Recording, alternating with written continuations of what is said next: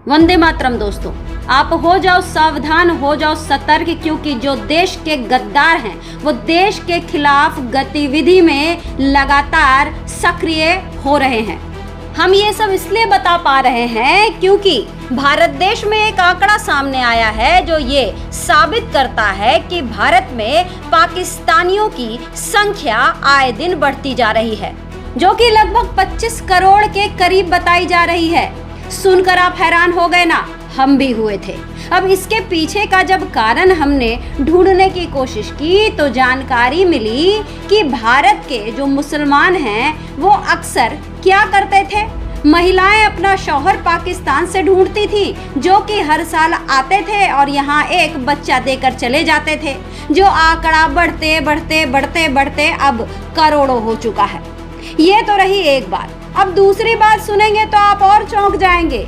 दोस्तों, अब तक तो ये काम मुस्लिम परिवारों के द्वारा किया जा रहा था, लेकिन अब इस काम में हिंदू भी सक्रिय हो गए हैं, जो सनातन का चोला पहनकर इस काम को लगातार अंजाम दे रहे हैं। तो इस बात को हल्के में न लिया जाए, क्योंकि भारत विरोधी गतिविधियों में अभी तक केवल सलमान और अब्दुल का नाम आता था, लेकिन जब से पाकिस्तानी अवैध घुसपैठी सीमा हैदर को शरण देने का काम एक हिंदू परिवार ने किया है, तब से उस देश के गद्दारों में सचिन और नेत्रपाल जैसे लोगों का भी नाम शामिल हो गया है।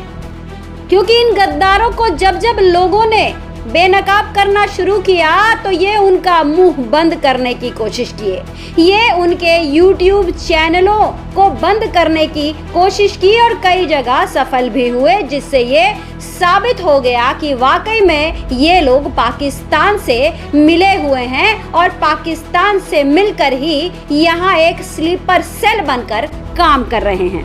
ये वही परिवार हैं जो रहते तो यहाँ पर हैं, पेंशन यहाँ की खाते हैं, राशन यहाँ का लेते हैं कार्ड से, इनके बच्चे स्कूल यहाँ पर पढ़ते हैं और काम करते हैं ये पाकिस्तान के फेवर में। एक चीज जो मेरे अभी बात करते करते मेरी जहन में एक बात आई कि अभी कुछ सालों से भारत ने पाकिस्तान को वीजा देना बंद कर दिया, तो ये पीछे के दरवाजे से यानी कि तारों के नीचे से घुसने लग गए। अब ताजा ताजा आपको मामला पता ही है, सीमा हैदर घुसी है, और ये एक सीमा हैदर नहीं है। मैं आपको बता दूं कि जब अभी 48 घंटे का वक्त दिया गया पाकिस्तानियों को, तो न जाने कितनी सीमा हैदर सामने प्रकट हो गई, जो कि ऐसे ही तारों के नीचे से आई थी। यहाँ पे मैं आपको जोड़ना चाहूंगी कि जो नाजायज औलाद की बात हुई, अभी सीमा हैदर भी बोल रही है कि हमने एक बच्चा पैदा कर लिया, एक बिटिया हुई। एक बात बताइए, जो महिला तलाक लेके नहीं आई, ठीक,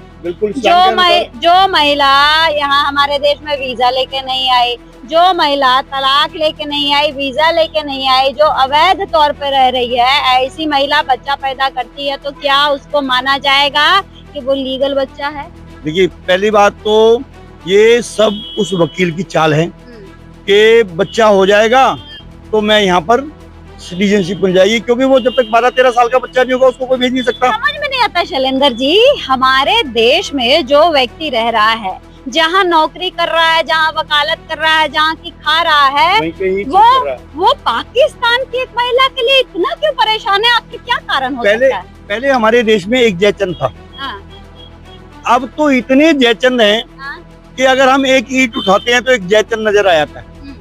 तो इसी तरह से ये जिस थाली में खाते हैं उस थाली में छेद करते हैं, देश को खड्डे में ले जाने का काम करते हैं।